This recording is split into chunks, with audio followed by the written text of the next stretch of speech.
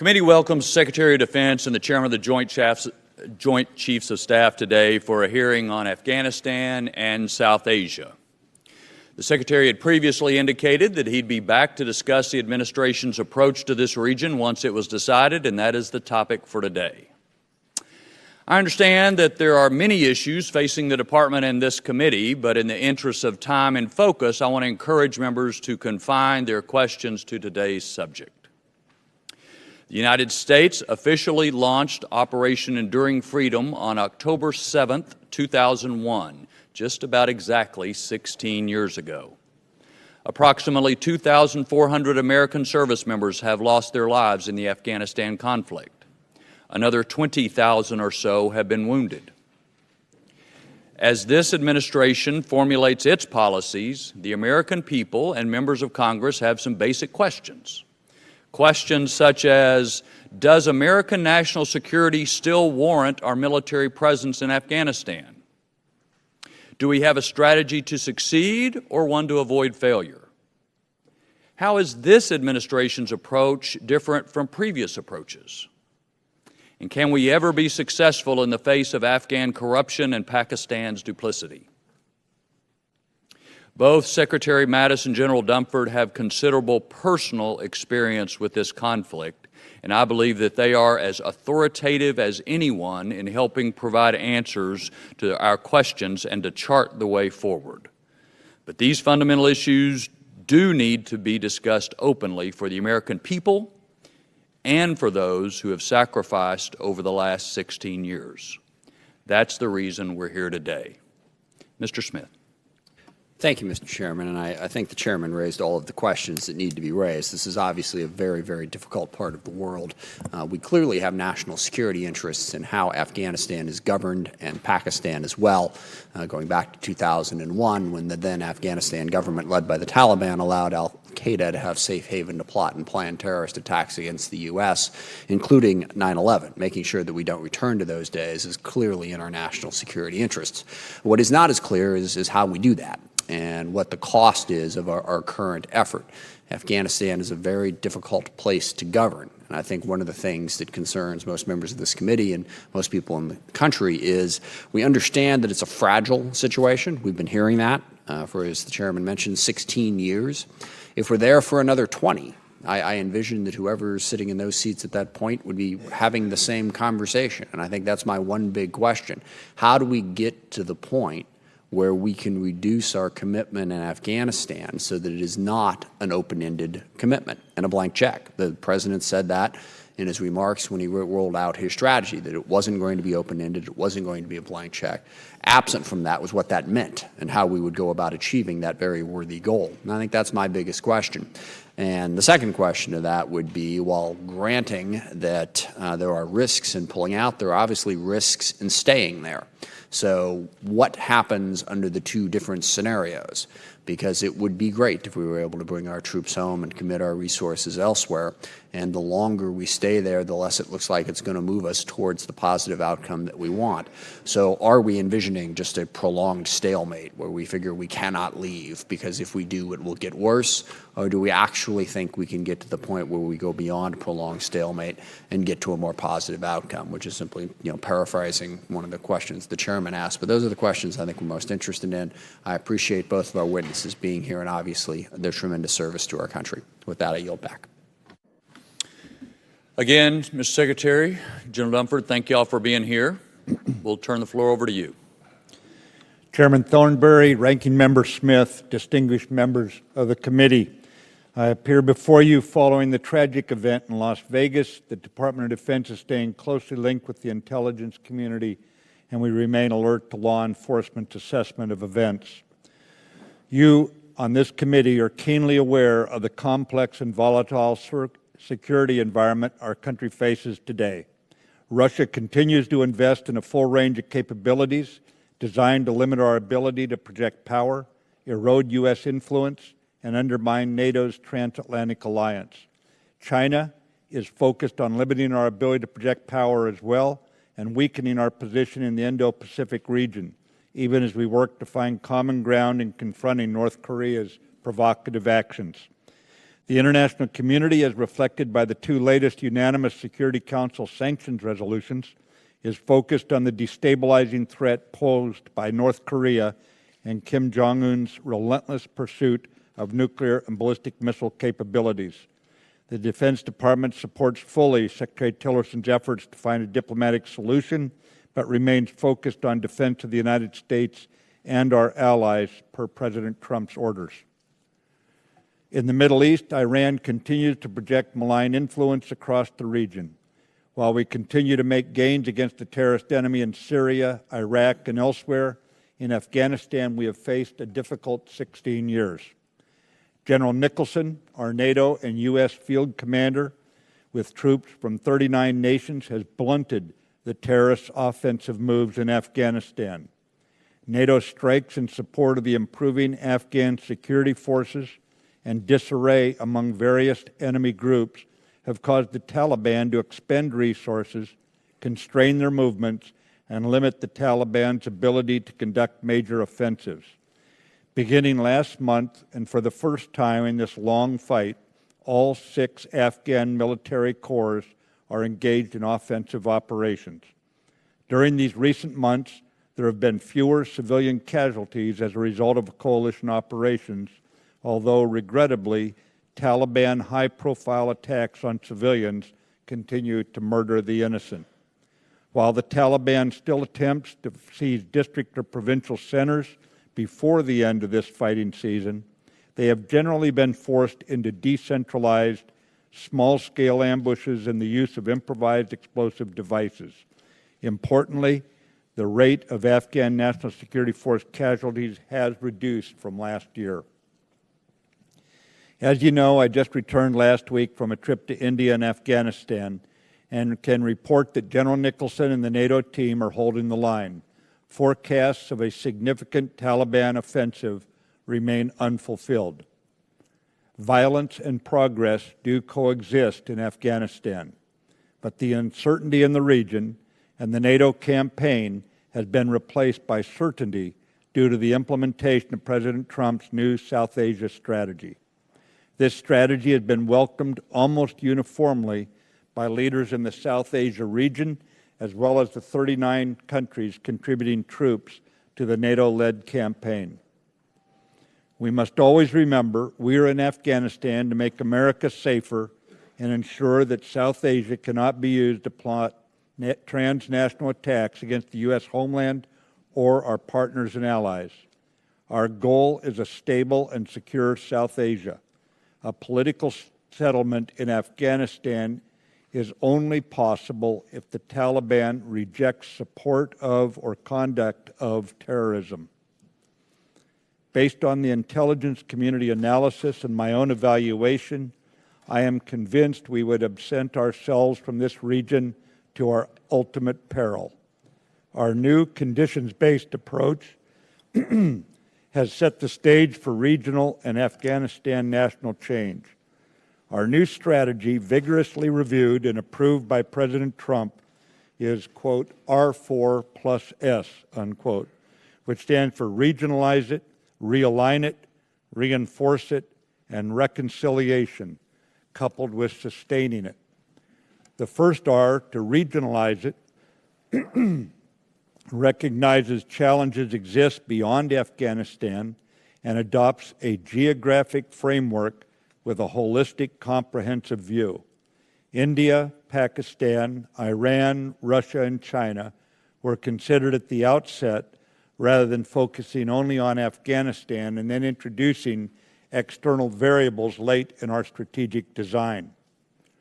My visit last week to India was, in part, to thank them for their continued generous development support in Afghanistan. We also discussed ways to expand our collaboration to improve long-term regional stability and security. We will firmly address Pakistan's role. NATO's demands need to be heard and embraced in Islamabad. The second R, to realign, signifies that we are shifting our main effort to align more advisors who can provide training and advisory support at the battalion and brigade level. The fighting will continue to be carried out by our Afghan partners, but our advisors will accompany tactical units to advise and bring NATO support to bear when needed. Make no mistake, this is combat duty for our troops, but the Afghan forces remain in the lead for the fighting. We have now approximately 11,000 troops in Afghanistan, alongside 6,800 from NATO and coalition partners and 320,000 Afghan national security forces. From these numbers, you can see the Afghan forces remain the main effort, and we are supporting them, not supplanting or substituting our troops for theirs. The third R is reinforce, and that is seen in our addition of over 3,000 U.S. troops arriving in the coming months to extend NATO's advisory effort to Afghan troops that are currently without. NATO Secretary General Stoltenberg and I together toured Afghanistan last week, sending a message of the NATO coalition's unity. He is also reaching out to our allies to increase their troop levels. In light of our new strategy, 15 nations have signaled that they will increase their support. Again, certainty now having replaced uncertainty, we are looking to our partners to provide more troop and financial support. The last R is reconcile, and that's the desired outcome from our military operations. Convincing our foes that the coalition is committed to a conditions-based outcome, we intend to drive fence-sitters and those who will see that we're not quitting this fight to reconcile with the Afghan national government. Our goal is a stabilized Afghanistan achieved through an Afghan-led, Afghan-owned peace process. War is principally a matter of will, and the international community is now making clear that it will stand alongside the Afghans committed to this fight. As we have shifted to a conditions-based strategy, not time-based or troop number-focused, ambiguity has been removed. The elements of this strategy are a tangible demonstration of our resolve. All this will be carried out by, with, and through our Afghan partners and within the coalition framework, ensuring this campaign is politically, fiscally, and militarily sustainable. Our Afghan partners, who continue to take the lead, fight most effectively where NATO and partner advisors are alongside them. As President Ghani said to the United Nations General Assembly in New York, Afghans are determined to fight. No one should mistake our will to defend our country. I am heartened and impressed by the international reception to our strategy.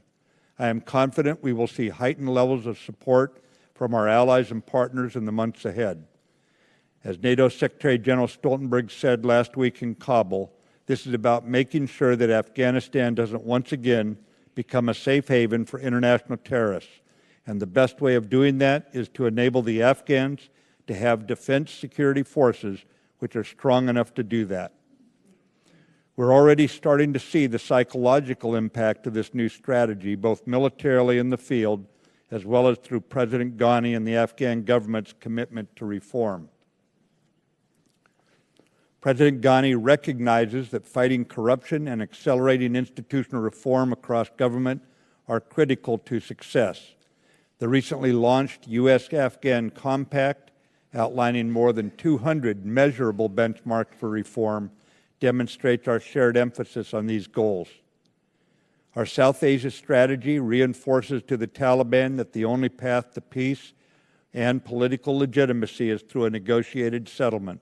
It is time for the Taliban to be forced to recognize they cannot kill their way to power, nor can they provide refuge or support to transnational terrorists who intend to do us harm.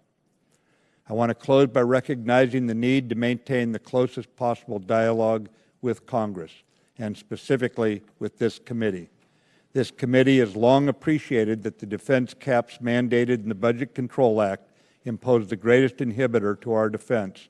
Without relief from the BCA caps, our air, land, and sea fleets will continue to erode, our path to modernization will be shortchanged, and our technological competitive advantage lost.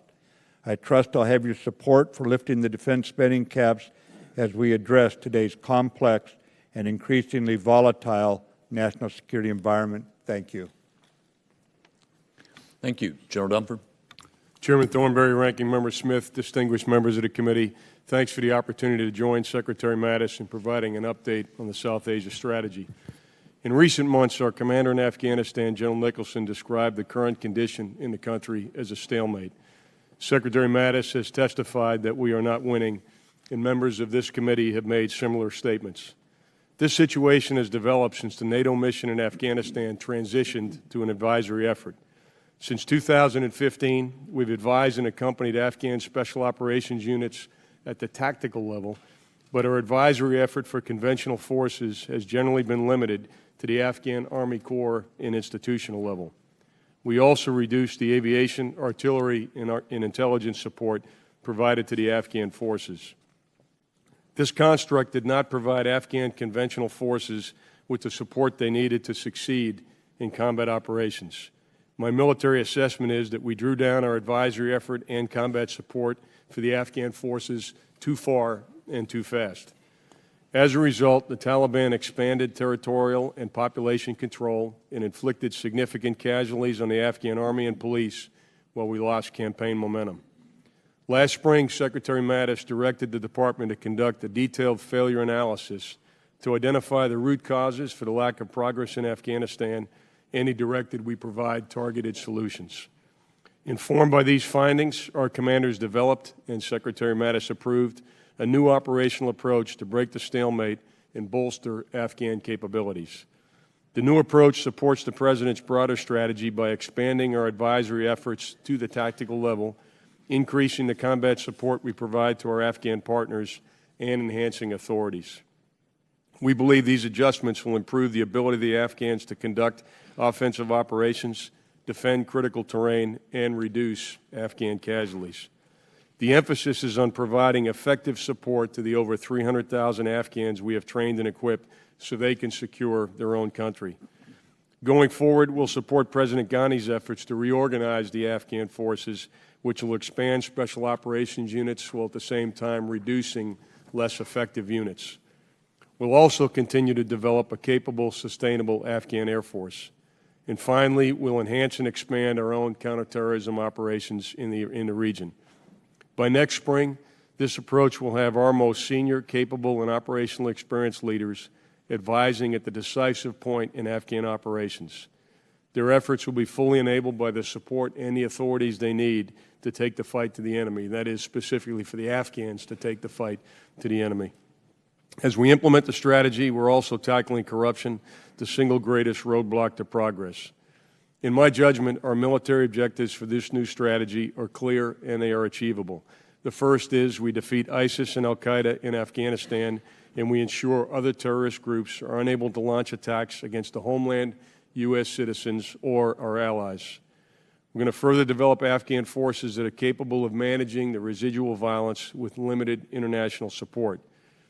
We'll support President Ghani's effort to ensure that key population and economic centers are secure, and will provide an enduring counterterrorism partnership with Afghanistan to protect our shared interests in South Asia. As Secretary Tillerson has recently outlined, this entire effort is intended to put pressure on the Taliban and have them understand they will not win a battlefield victory, so they'll enter an Afghan-led peace process to end the conflict. And with that, Chairman, I'm ready to take questions.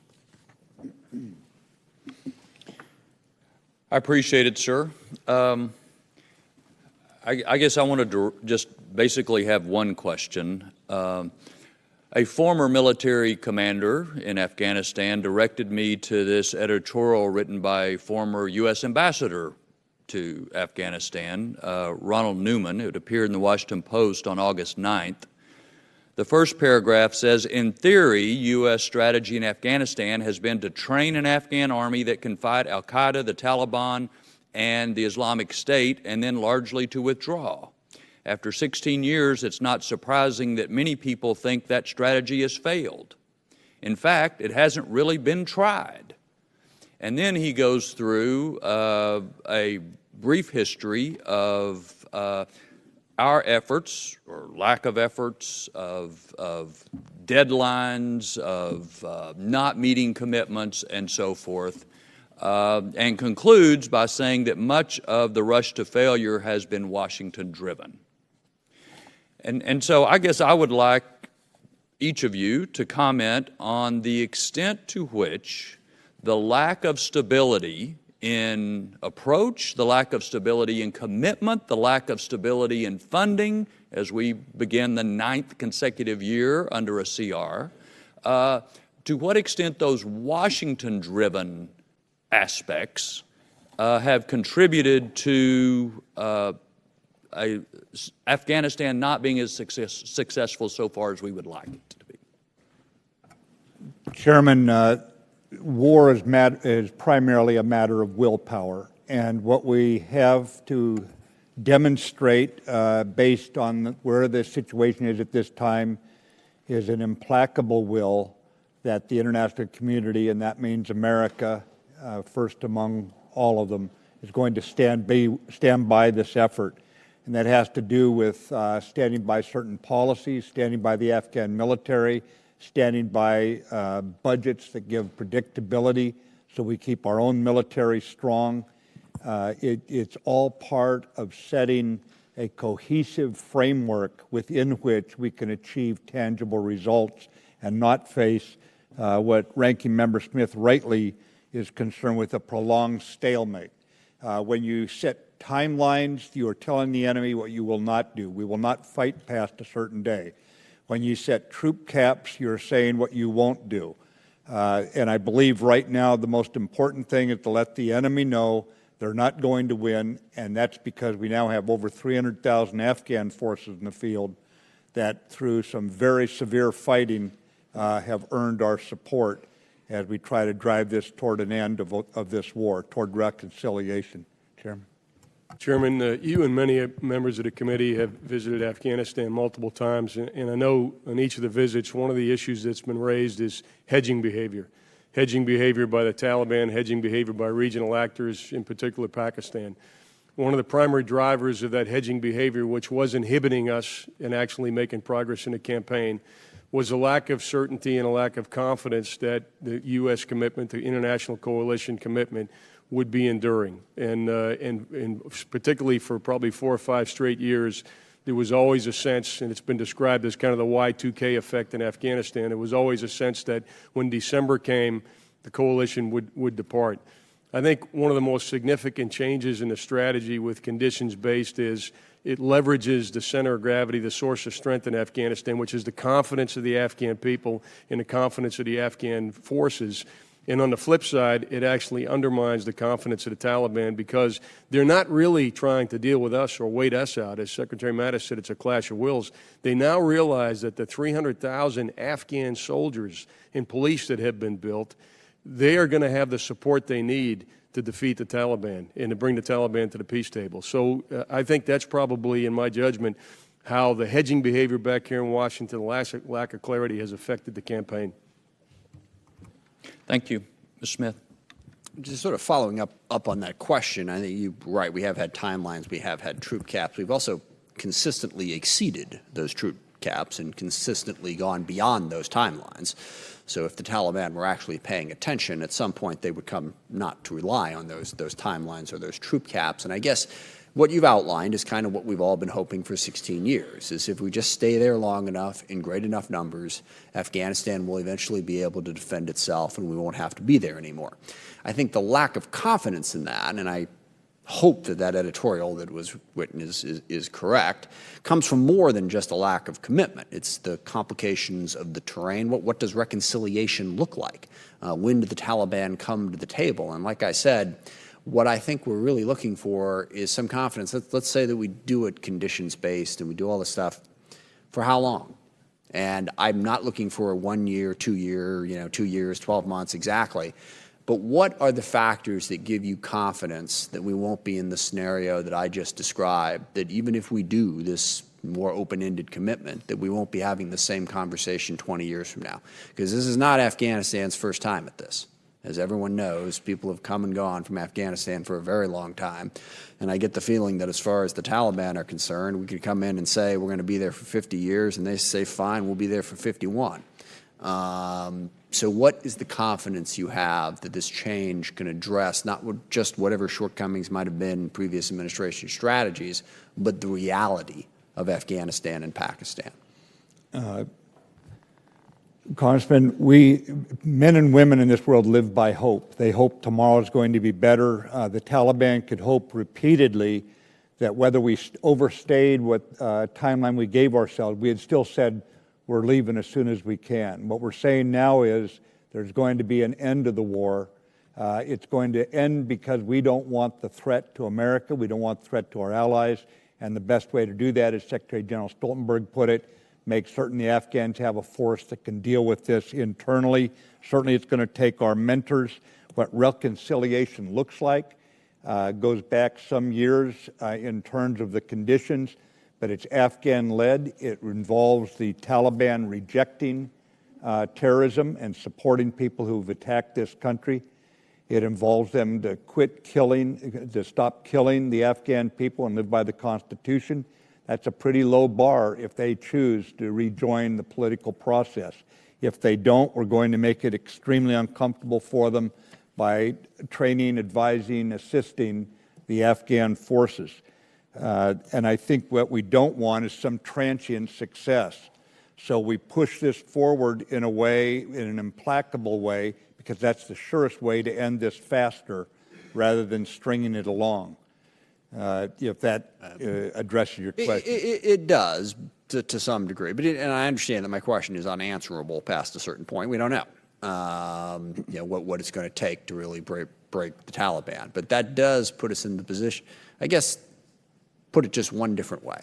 When the president says no blank check, no open-ended commitment, what does that mean? Where does the check stop? Where does the commitment stop?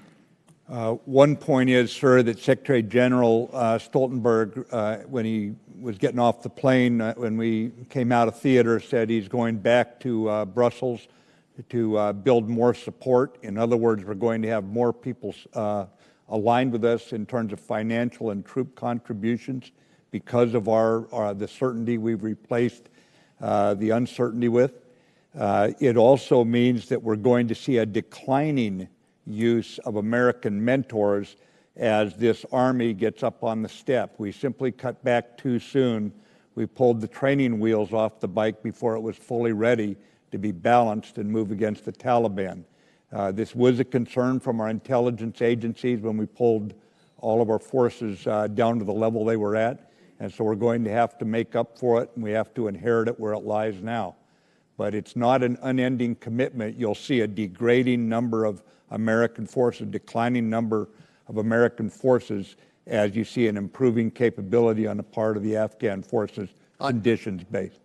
Understood. And I know that Congressman Jones is next, and he will drill down on this in much greater degree than I did, so I'll let that go. And the only other question I have, and it's largely rhetorical, but I would nonetheless like your response, as you mentioned at the conclusion of your remarks, the budget caps that the Defense Department faces and the CRs that have been presented to you have been one of the factors that have made it difficult to maintain a consistency of commitment to Afghanistan.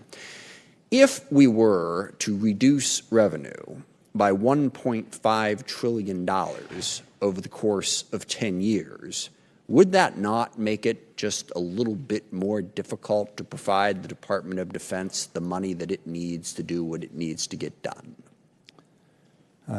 Chairman, it probably someone with better financial background than myself could give a better answer. I would just say that as I understand the process right now, it's to reduce the taxes to build the economy, and the growth is going to accrue more government revenue. But this is not an area that I would call one of my expertise. Fair enough, and I know that is the hope. There is no credible economist, even conservative economists say that that's absurd under our current scenario, that somehow if you cut taxes dramatically for everybody, you're going to magically wind up with more money. If the top rate was like 90%, or we had a capital gains rate of like 66%, we were cutting it down from there, but cutting it from where we're at to right now, making a commitment to our national security and reducing the revenue by at least $1.5 trillion over 10 years is, I think, significantly inconsistent. And that is a point I will return to at other hearings. I yield back. Thank you, Mr. Smith. And we're going to proceed. Chairman Thornberry has gone to the floor to vote so that the committee can continue meeting. And then as soon as he returns, obviously we're going to proceed. And at this time, we now have Mr. Jones of North Carolina. Mr. Chairman, thank you, and Mr. Secretary and General, thank you as well. I wrote to President Trump on July the 18th asking him to please come to Congress and ask us to have a debate on a new AUMF. I used a sentence from one of his tweets that I'd like to read. Let's get out of Afghanistan. Our troops are being killed by the Afghanis we train, and we waste billions there. Nonsense, rebuild the United States of America. That's his tweet, not mine. In addition, that brings me to this, General Mattis, in a Politico article in August of this year titled, Trump Administration Opposes Effort to Rein in War Powers. They quote, and this sentence is you, I mean, not quoting you, but makes reference to you.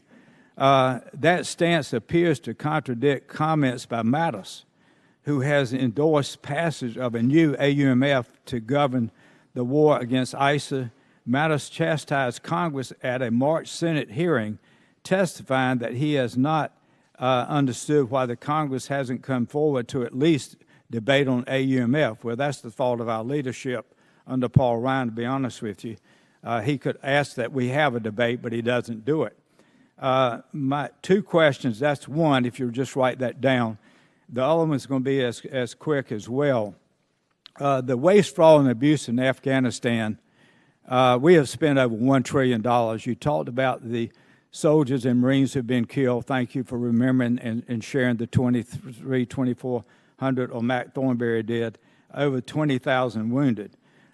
We have been paying ghost soldiers to help the Americans over there. They don't even know who they are, but we spent billions and billions of dollars.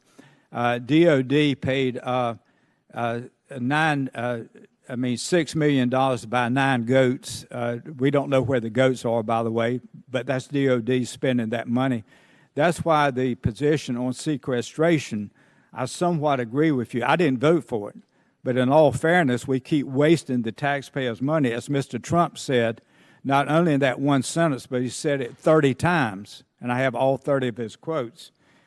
The one that really, of all the waste, fraud, and abuse that had just about shocked the people of the 3rd District of North Carolina, the home of Camp Lejeune and Cherry Point, was the one that the U.S. Department of Defense signed a contract with a British firm called New Century Consulting, where we paid them $50 million to train Afghan to be intel officers. Out of that, they bought 7 luxury cars. The firm in Britain bought 7 luxury cars, an Aston Martin, a Bentley, Porsches, and 4 other luxury cars. Plus, they paid their wives, talking about the executives, $400,000 each. Go back to the AUMF, and then I want to ask you this. Who on your staff is responsible for reporting to you about all this waste, fraud, and abuse that John Sopko has done a great job of informing Congress and the American people, and it keeps going on and on. It's got to stop, because it is going to hurt the nation, which is $20 trillion in debt, and it is hurting our military. But how can you justify, not you personally, how can we justify spending more and more money when we can't account for the waste, fraud, and abuse in Afghanistan? So they're my 2 questions, and I appreciate your answers. Congressman, we cannot justify wasting any money, and I'm committed to finding who's responsible every time we find a case like this, holding them accountable and preventing it in the future. And I need to look into this New Century Consulting piece, and I will be getting back to you on this in detail. Because I don't believe you can waste government money. One of the things we're doing to make certain there's no more ghost soldiers, and by the way, President Ghani's embraced it now because it's working on his ghost teachers, granted not something we're putting money into, but he's got the same problem in his education system, is we're biometrically enrolling every one of them. And if necessary, I'll use U.S. paymasters, but we are not going to hand the money over and hope it gets to the right places in terms of fighting this war.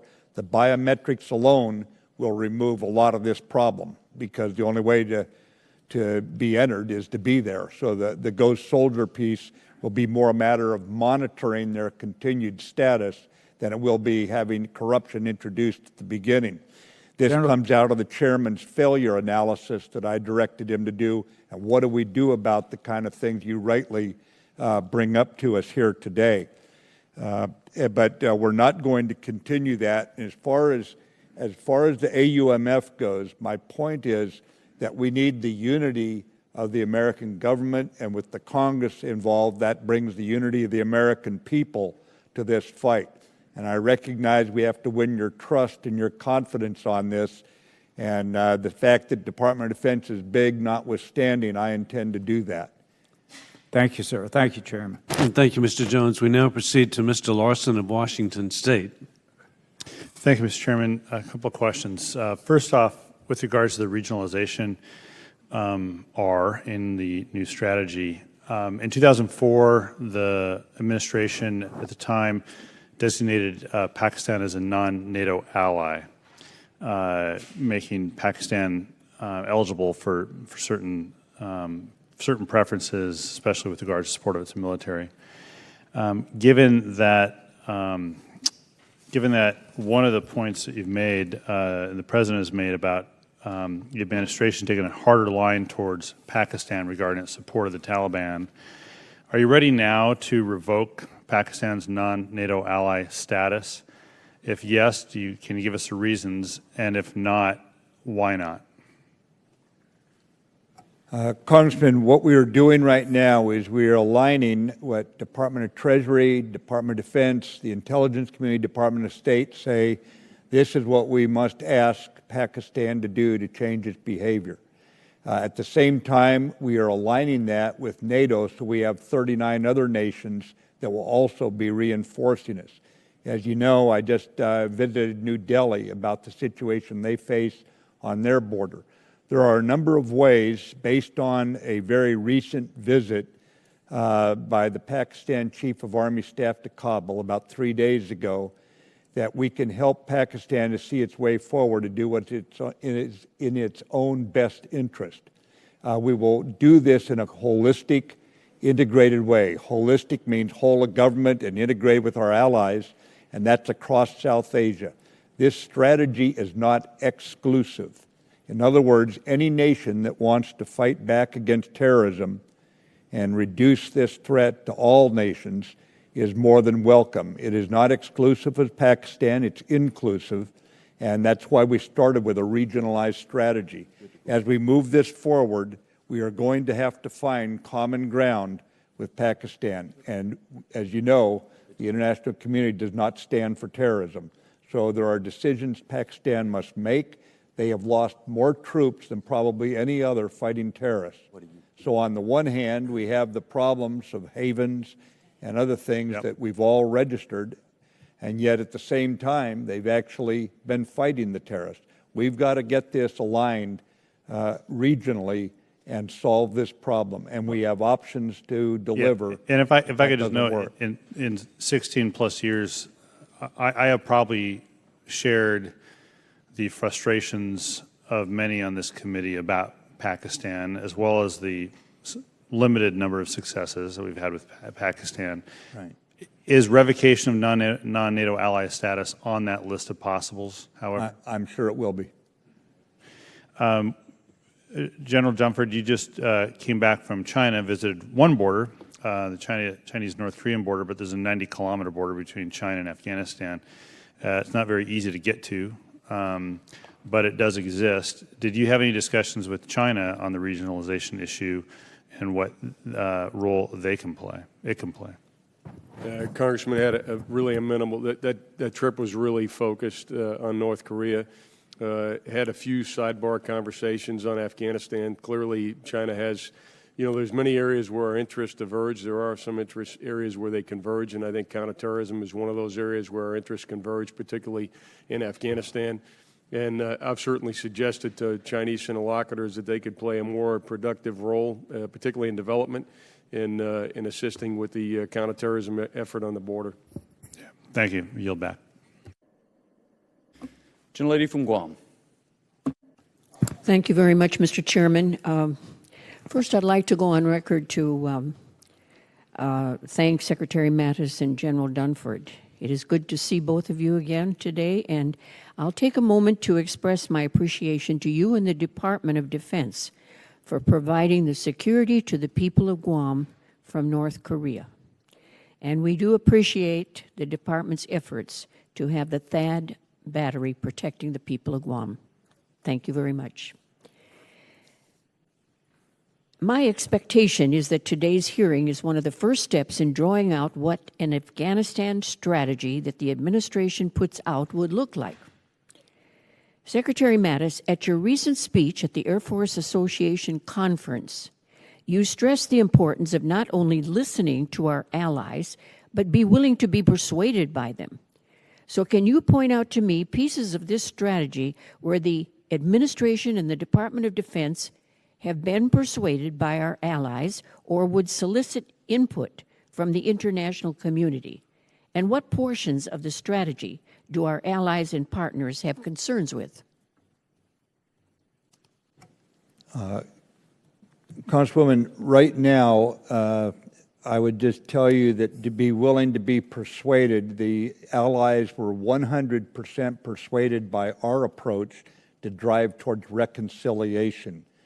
It has received near universal agreement. I say near because I haven't talked to all of them, but during the, while we were putting this strategy together, I've met 3 times with various groups of allies, from the Defeat ISIS group, because of the similarities in the counterterrorism campaign, and with the ministers of defense there in Brussels, the NATO ministers, as well as in the Pacific when I was at the Shangri-La Dialogues, where I talked to many of my counterparts there. They made it very clear that they believed that this enemy had to be defeated in Afghanistan, or whether it was in Europe or in the Pacific, we were going to see a wider spread. So I think this is why we have seen such support, frankly, from across our allies since we've rolled it out, from Brussels and the NATO nations to New Delhi in India, certainly in Kabul, where even the housing prices are going up based on the confidence. This is an objective measure we watch very closely for what's going on there. So we have seen the input, we have heard the input, and it's been incorporated into what we have, and we're getting good feedback, ma'am. Thank you, Mr. Secretary. I'm happy to hear that. And gentlemen, when do you expect the new strategy to produce positive results? What tools and process do you have in place to assess progress toward the stated end goal? I am aware that the strategy will not have predetermined timelines, but I am interested in the Department of Defense's plan to monitor progress toward the condition-based goals that have been set. Either one of you.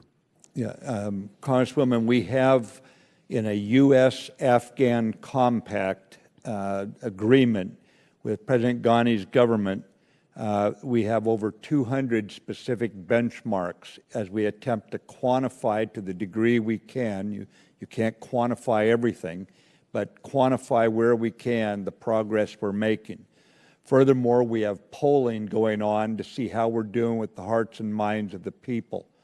Additionally, we have a separate, by the Joint Chiefs of Staff, we have a separate assessment that will be going on as we look at our own benchmarks that we intend to meet, numbers of units that are mentored, this sort of thing. But in order to be output-oriented, it's going to take a little time.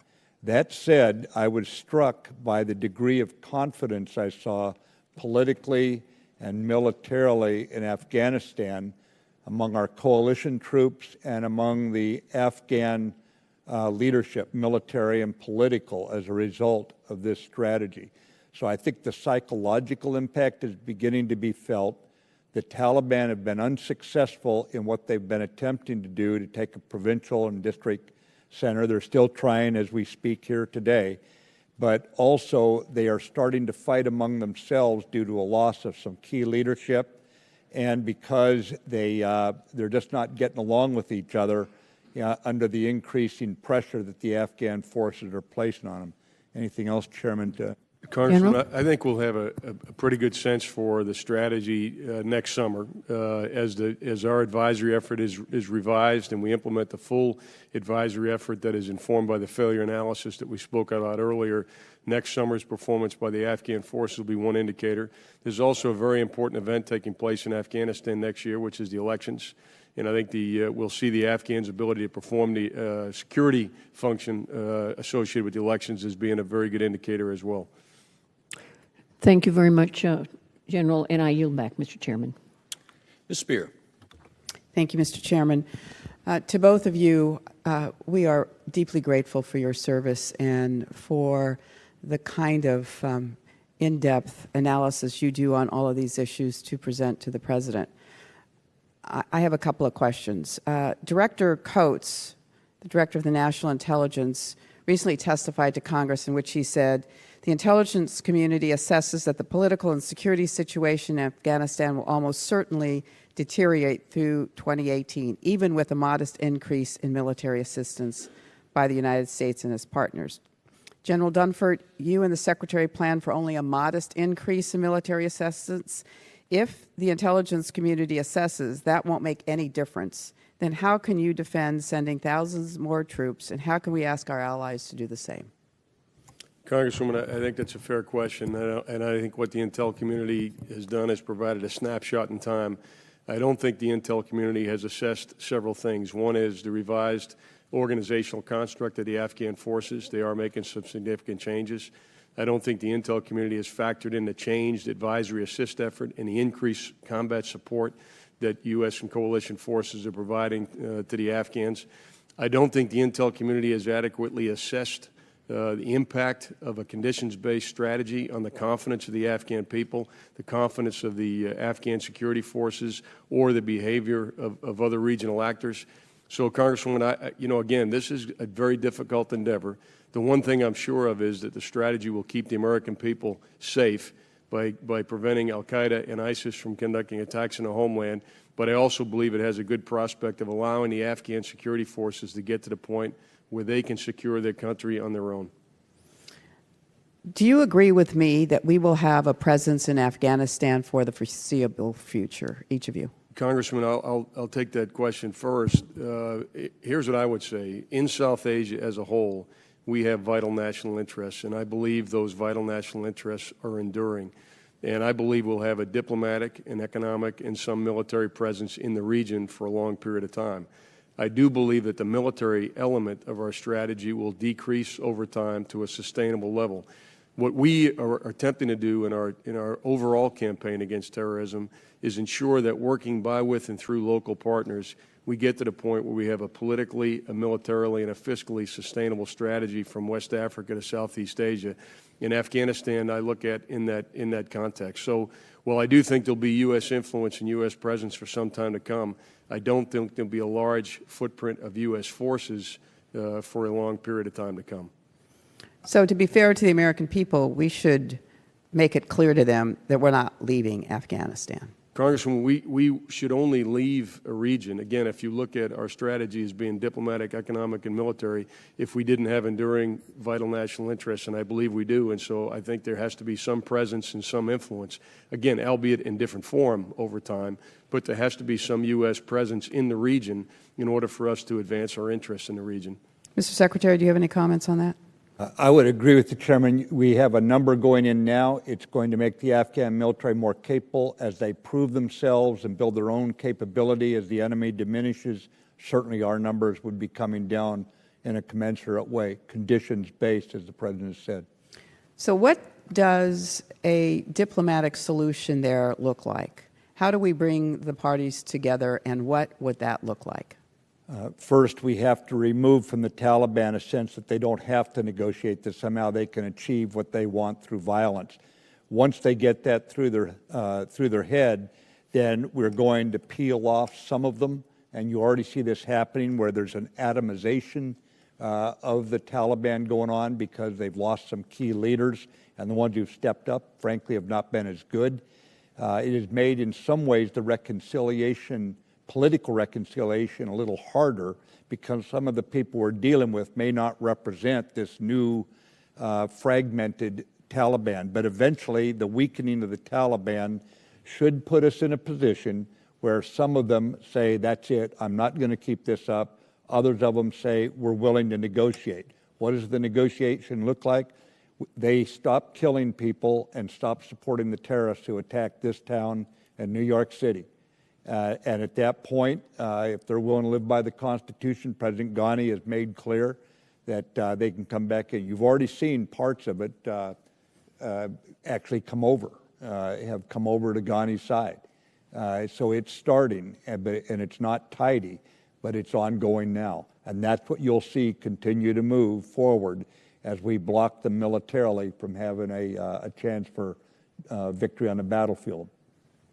Thank you. I yield back. Gentlemen, it looks like it's going to be maybe another 5 minutes or so before other members come back. I could pepper you with questions, but maybe I won't. You've been testifying a lot today.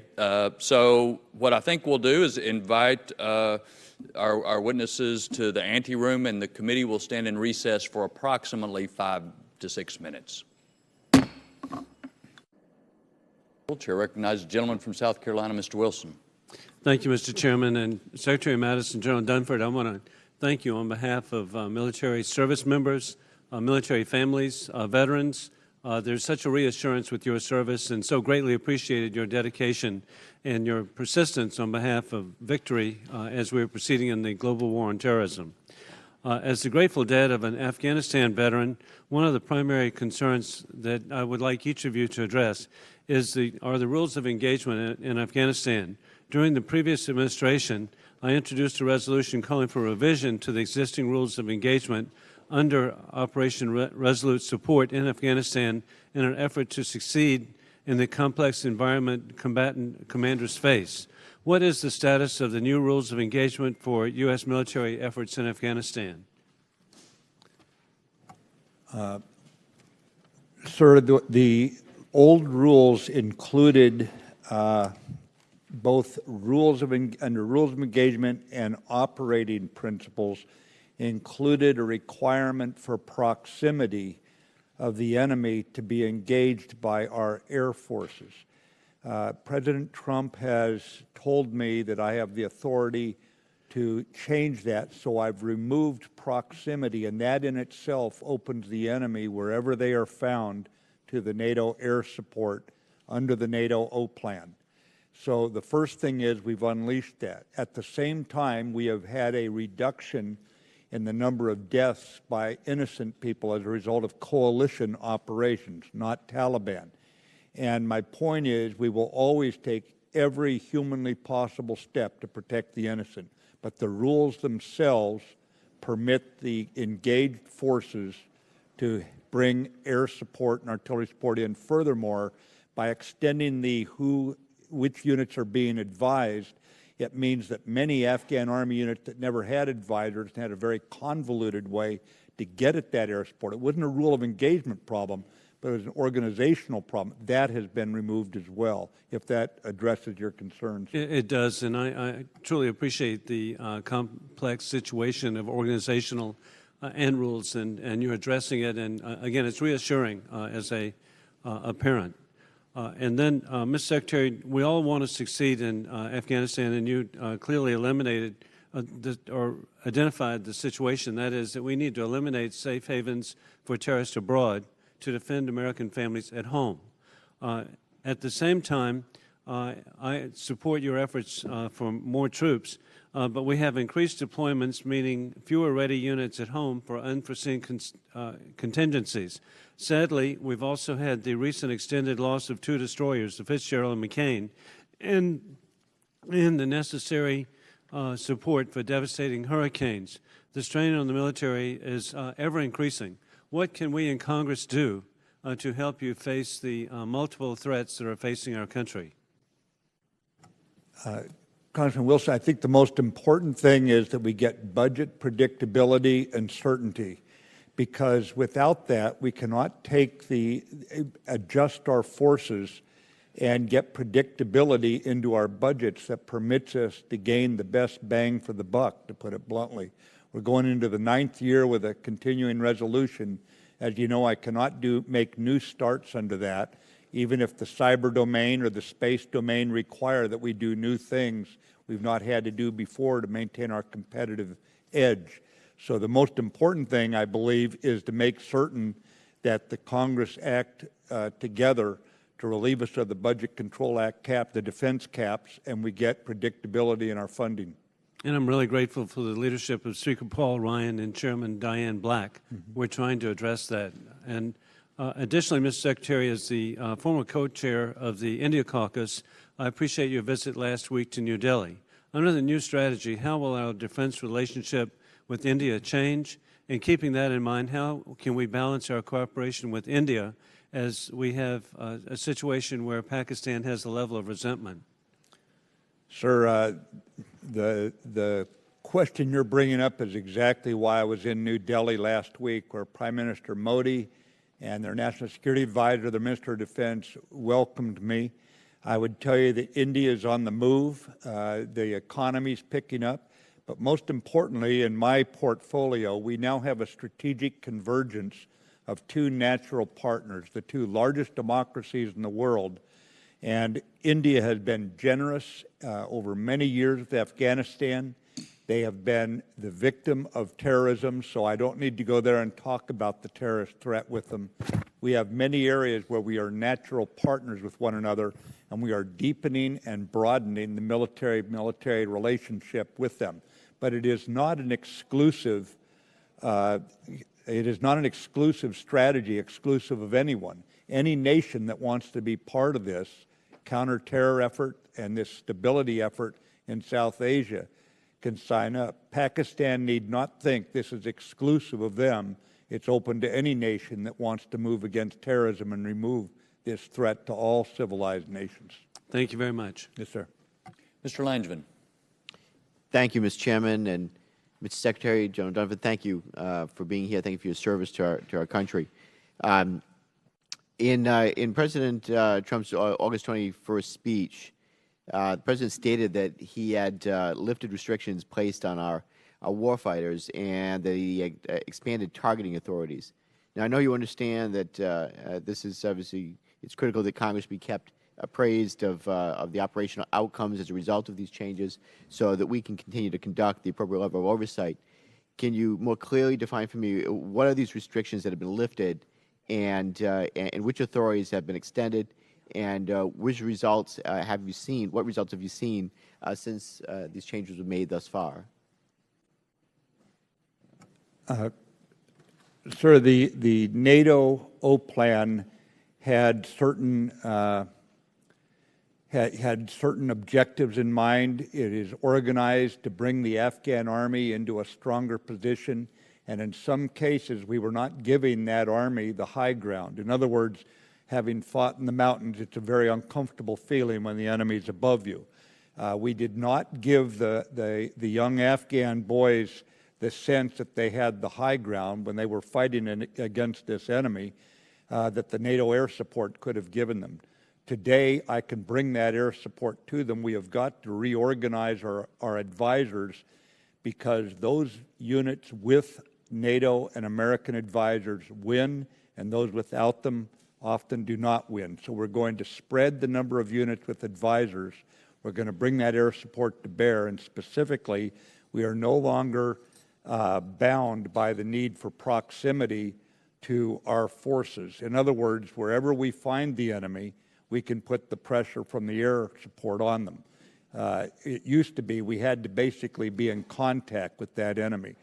At the same time, we do not want this to be misinterpreted into a laissez-faire use of fire support when we're fighting wars where the enemy intentionally hides among innocent. It is still very much aligned with our efforts to do everything humanly possible to prevent the death or injury of innocent people, women and children in villages, this sort of thing. Are there other restrictions that we should know about that you can identify now?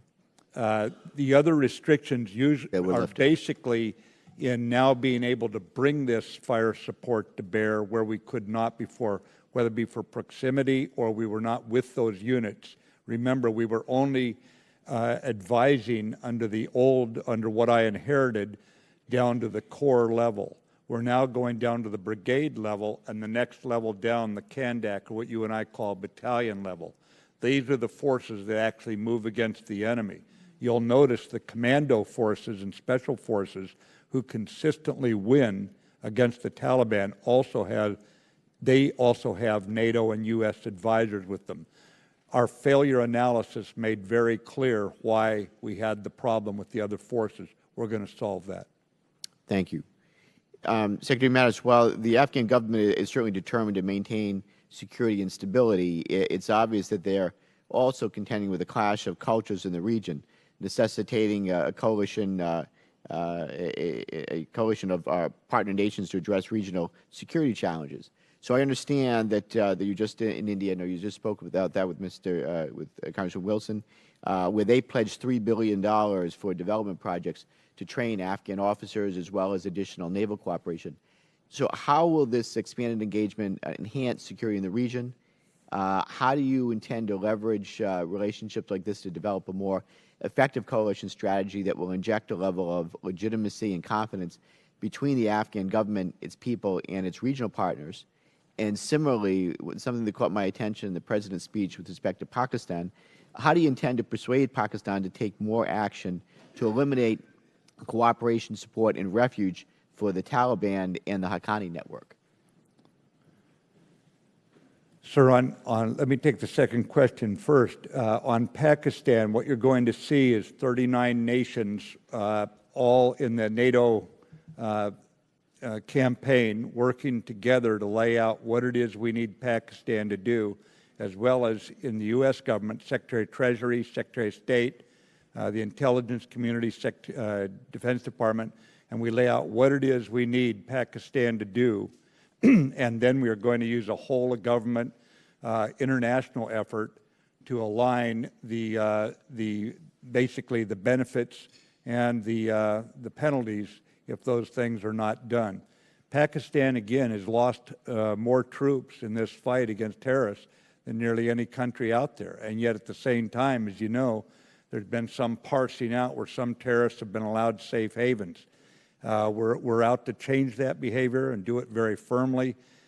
Based on a visit 3 days ago by the Chief of Army Staff of Pakistan to Kabul, we actually have, for the first time, a sense of some optimism out of the Afghan government. So I'm in a show me stage right now, but we intend to work through international partners, diplomatically, economically, and work together to make the change that's actually in Pakistan's best interest. As far as gaining confidence there with the Afghan people and their military and how do we make this work, I'm going to ask the chairman to say a few words on this, but the bottom line is, sir, that if you look at what we call a Loya Jirga, which is the largest political assemblage under their culture, it is overwhelming how much of the population wants the NATO alliance to stick with them. And so when you add to that the countries like India, which are trying to provide more generous, they've been very generous, but even more development support, there's ways to build the confidence of a people that have been tormented ever since the Soviet invasion by violence. Chairman, if you have something on this. Congressman, the one thing we always said was that the most important thing that we were delivering to the Afghan people was some hope for the future, and a conditions-based approach gives them that. In recent polling, about 80% of the people reject the Taliban. About 70% plus have confidence in the Afghan security forces, and roughly those same numbers, as Secretary Mattis alluded to, roughly those same numbers welcome a coalition presence. So I think that the commitment that international community, because this isn't just a strategy about the United States, there's 39 other nations, and NATO has the same approach, a conditions-based approach. I think that's having a profound effect on the psychology of the Afghan people, which, again, we always felt was the source of strength in the campaign. Thank you both. Mr. Lobiondo. Secretary Mattis, General Dunford, thank you for your very solid and extraordinary leadership. I think the nation is very fortunate that you've accepted these assignments. A lot of my questions have already been asked and answered, but I want to go back just to what a couple of my colleagues have said previously about Pakistan. So I know that they are demonstrating, at least rhetorically, the right approach and expressing a willingness to help. But we've seen this before, and we've been disappointed, and sometimes they do a little bit and make it sound like it's a lot. In this, I recognize we're also an open setting. What can you tell us about if we find that this is a false start again that we can do to pressure them to more cooperate? Because I think it's pretty obvious without them we have a much more difficult time in Afghanistan. Sir, the reason we did a regional approach in the beginning was so we didn't try to start with Afghanistan, put together a great plan, then say, well, now we've got to add in these kind of variables. We started with India to Iran. We looked up into Central Asia and down into Pakistan and came at Afghanistan as a geographically centralized problem, but informed by the others. I think that there's an increasingly level of discontent in the world with any country that supports terrorism for any reason. I mean, it's taken a while for some countries to come on board, but when you look at what Secretary Tillerson has put together in terms of the Defeat ISIS coalition, 69 countries right now, plus the Arab League, European Union, NATO, Interpol, when you think of that number of countries, it's clear that what ISIS has done is created its own antibodies, and by doing that, there's a more of a concern about the spread of terrorism. So as we work this problem with Pakistan, as Pakistan has moved actually against the border areas here in the last 6 months, losing a lot of troops and pushing against some of the border passes that give access into Afghanistan, I think that we're in a position now where we can be more compelling. But this is going to be one step at a time.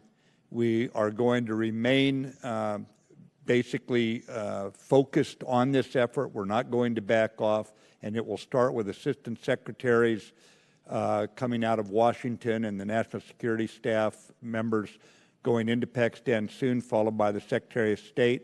I will go in, and we have Secretary General Stoltenberg's very clear support for this and his advocacy as the Secretary General of NATO. So we're going to continue to build this up in an international way with a whole of U.S. government argument for the Pakistans to work in their own best interest and ours. Thank you, Secretary Mattis. I yield back. Ms. Sungus. Thank you, Mr. Chairman, and thank you both for being here. At the outset, I just want to sort of endorse Mr. Jones's comments that I, too, feel that we as a full body of Congress should have the opportunity to debate an authorization for use of military force. It's been too many years. I feel I've been here 10 years, and we have been having these hearings over and over and over again. And we have many new members of Congress as well. So with the new administration, a new effort, not necessarily as different, but nevertheless a new effort, I feel we need the chance to debate this and recommit or not to what you're doing. But I also wanted to just address again the regional approach that you're taking, and we've had some conversation about Pakistan, but there's also been reporting that Russia is engaged in finding ways to support the Taliban, Iran as well, and I'd just like your thoughts on how that's complicating your efforts there. Well, any effort to support a violent group, a terrorist group like the Taliban, Until they renounce terrorism, support for them is not in Russia's best interest, not in Iran's best interest, certainly not in Afghanistan people's best interest, and it's contrary to the NATO campaign and the international agreements under the UN that put us there in the first place, so that authorized us to be there. So I think that this is very difficult to discern why they would do something that's not in their best interest. I'm not ready to say precisely what it is. I want to see more evidence about how deep the support is. It's just hard to believe Iran's had their diplomats killed by Taliban. Russia certainly has had enough problems coming out of terrorism in South Central Asia. So this doesn't make sense, but then the world doesn't always make sense. We'll figure it out, and we'll illuminate it where it's necessary in order to try to get a change in behavior. And yet you've seen some evidence of it without really wanting to go, without fully having a sense of to what level it goes. We have seen some, ma'am. It is, I need more definition on what is coming out of Russia. I can't figure it out. It doesn't make sense, but we're looking at it very carefully.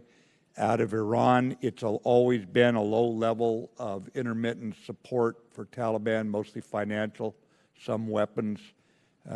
It's Iran doing what it usually does in terms of trying to create chaos. General Dunford, would you like to comment? Congresswoman, what we've seen, just to be clear, because you've talked about support, I think we have clear indications of communications. I think with regard to the Iranians, there's no question that there's a degree of support as well as communications. With the Russians, I don't think we have specificity on support to the Taliban. Thank you. That was my only question. I yield back. Mr. Turner. Thank you, Mr. Chairman. Secretary Mattis, good to see you again, and thank you for being here. I too, like the other members, want to thank you for your work since you've been Secretary. You've been very diligent in ensuring that this committee is informed, working directly with the members of the committee, but even beyond that, you have, with the classified briefings that you've held for the whole House, made certain that other members hear your message. That helps us, because what we learn in this committee, in these hearings, we take out to other members, but you're taking your message directly, which has included repealing sequestration, the effects of CRs, and I want to appreciate that you have done that, because it is making a big difference. So I want to thank you for being here today also, and I want to ask you a question concerning the drug trade in Afghanistan. According to a 2016 survey concerning opium cultivation and production in Afghanistan, the cultivation in Afghanistan in 2016 increased by 10%. All regions except the southern region experienced an increase in opium poppy cultivation last year. Additionally, aside from a drop between 2014 and 2015, the data shows a steady growth in opium poppy cultivation between 1994 and 2016. If you look at the historical levels from 2001 to where we are today, it has roughly doubled. So we have seen that it was less than half before 2001. I know that's unacceptable. I'm certain you believe it's unacceptable. And it has a direct impact on counterterrorism, as you know, because it includes funding. Counter-narcotics efforts lessen the funds that are available to terrorists. It also breeds corruption in both the Afghan government and in the Afghan military. And we know how to address this. We address the crops, we address distribution, we address labs, we address funding, basically the infrastructure for the narcotic trade. So in looking at your new additional strategy in South Asia, how do you see this strategy including an effort to affect the opioid and narcotic trade? Yeah, it's a great question. Both the counter-finance aspects of the strategy and the counter-corruption are linked directly to the counter-narcotics campaign. We watched as we drew down too fast, too early. We watched the Taliban surge.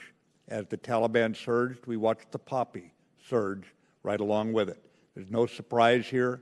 The intelligence community had warned us about this, so it's exactly what we were told would happen.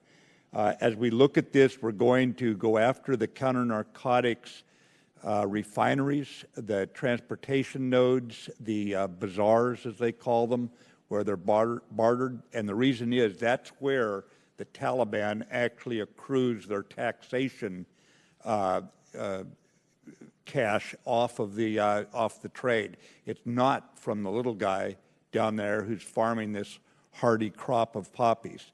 And so we're going to look at where does it help the Taliban and fight it from that direction rather than going pretty much in a big way just after the farmers themselves.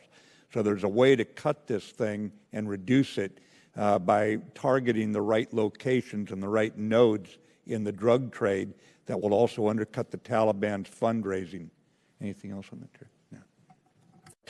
General, we've dealt with this issue a lot, and there have been times where we've had some success. In looking at this issue, the committee is very aware of the fact that there are impediments as to how we're structured. Are there things, interagency, interdepartment, funding issues that we need to address to ensure that the Secretary's new strategy is implemented? What do you see as your impediments?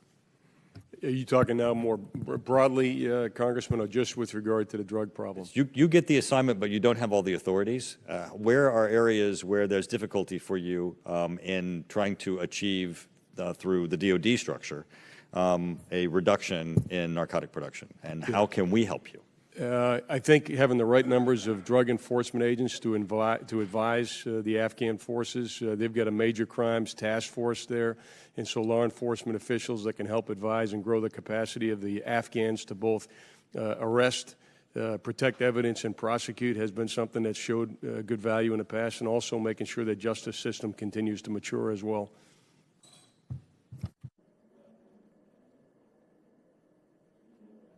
Sorry. My mic was on. Secretary Mattis, anything you would like to add to that on tools that you need? I do know that you have difficulty interagency, interdepartment, and structurally in trying to achieve these goals. You know, sir, because it touches the Taliban and the counter-finance effort is something that we're very much invested in and integrated. I don't sense that I have any missing authorities here. But if I find them, I'll come up and see you and tell you what I need. And I've made a note of it. I need to look at it. So far, I've not heard that, but I haven't asked a specific question. I need to do so before I answer you. Thank you. Mr. Rourke. Thank you, Mr. Chairman. Secretary Mattis, you said a couple of times during this hearing that war is a matter of will, and that the Taliban have to understand that there is an implacable will on our side to continue this fight and to see it through until we achieve our goals.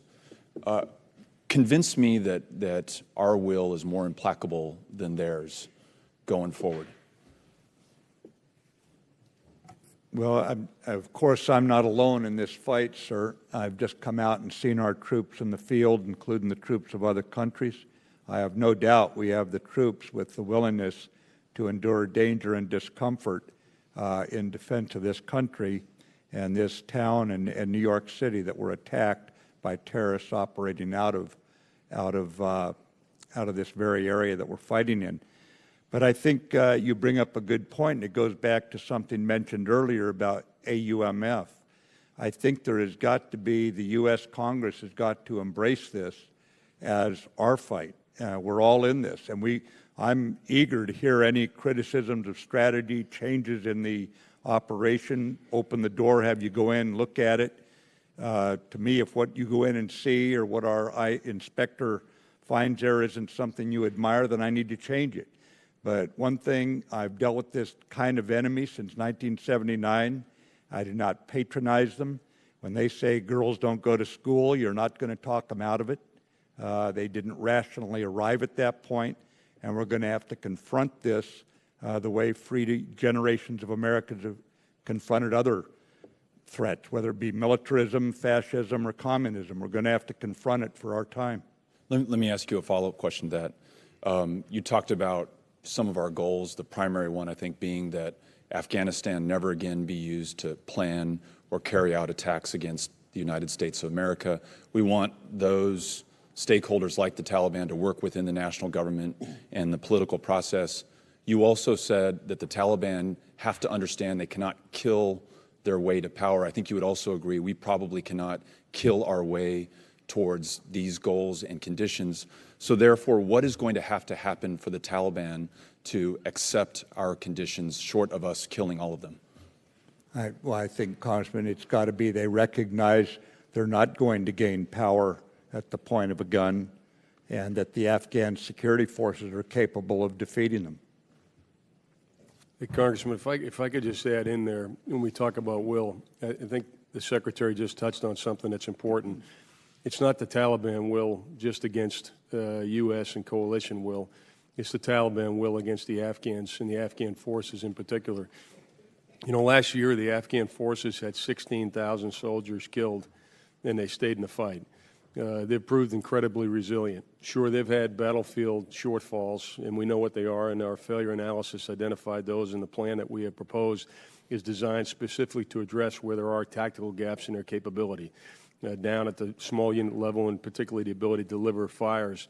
But I think at the end of the day, this is a clash of wills, but it's a clash of wills between the Afghan people and some small portion of the Afghan people that actually want to resort to violence to advance their political objectives. And I think with support to the Afghan forces and the Afghan people, I'm confident that their will actually endure longer than the Taliban will. But with all due respect, General, it's not just the Afghan government and a small minority. It's the Afghan government, $1 trillion in U.S. taxpayer support, tens of thousands of U.S. service members, NATO allies, the support monetarily and militarily from those countries as well. And we are in our 16th year with no end in sight. And I'm having a very hard time understanding and being able to explain to my constituents what the game changer is that I'm hearing today that will make this different going forward. And I mean no disrespect, but I'm just not hearing it. I think this war has suffered from a lack of oversight and a lack of questions asked, and so I'm asking you this question. Sure. I think it's a fair question. I think it is a fair question to debate why this is different and why we should stay after 16 years. I certainly tell you from a military perspective why I recommended we stay was we looked carefully at the 20 groups that are international terrorist groups, 20 of the 90 we recognize around the world, and the consequences of not keeping pressure on them. So that was number one. In terms of what's different, people talk about 16 years. For 14 years of those 16 years, we were in the lead and we were in the fight. Over the past 2 years, it's been the Afghan forces that were in the lead and in the fight. They didn't have adequate force capabilities to be able to deal with the Taliban. This doesn't address 16 years of us being in the fight. This addresses 2 years of the Taliban fighting legitimate Afghan security forces. And this plan is designed to fill the capability gaps that have been identified as a result of the 2 years of casualties and setbacks that they have suffered. I think that's really important, is that this is designed to be fiscally, militarily, and politically sustainable over time. It will require a U.S. presence increase in the short term, but in the long term, this is about leveraging the 300,000 Afghan forces that we have grown over the course of 16 years, but just inadequately supported here for over the last 2. Thank you. Mr. Lamborn.